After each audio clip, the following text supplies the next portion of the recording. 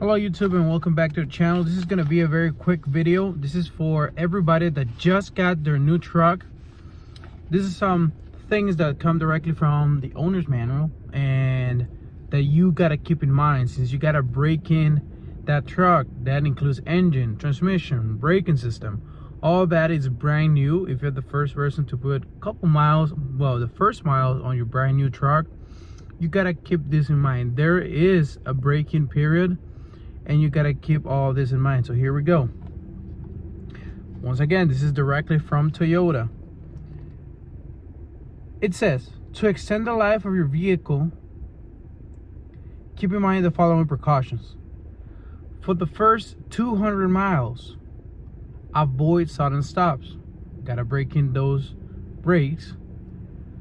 For the first 500 miles, do not tow a trailer. For the first 1,000 miles, do not drive at extremely high speeds. Then avoid sudden acceleration. Once again, you're breaking in that engine. You should avoid sudden acceleration. Do not drive continuously in low gears. Do not drive at a constant speed for extended period of time.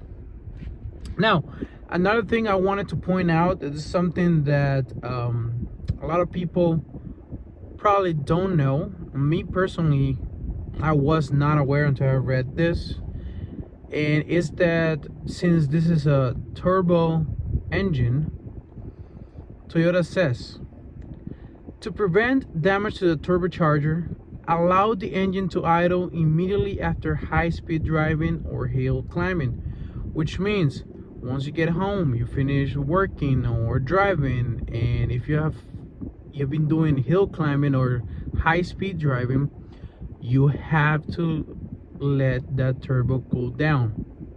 And Toyota shares this: normal city driving is not necessary. High-speed driving, constant speed of approximately 50 miles per hour, is not necessary. Steep hill driving or continuously driving at 62 miles per hour, you gotta allow at least a minute for that turbo to cool down before turning off the engine. Now, one thing I want to point out, this doesn't limit it to high speed or hill climbing. If you are towing, pretty much just means that any high load strain on that drivetrain, that turbocharger, the engine, transmission, but more specifically talking about the turbocharger, you gotta allow some time for that turbo to cool down once you're done with it.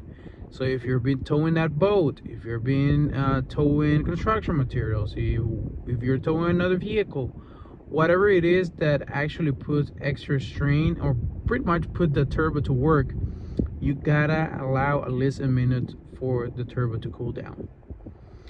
Well, that's it for today's video. A very quick, fast video, but I feel like everybody should know this information, especially if you made the huge investment or purchase, huge purchase, I'll say, of buying a brand new truck.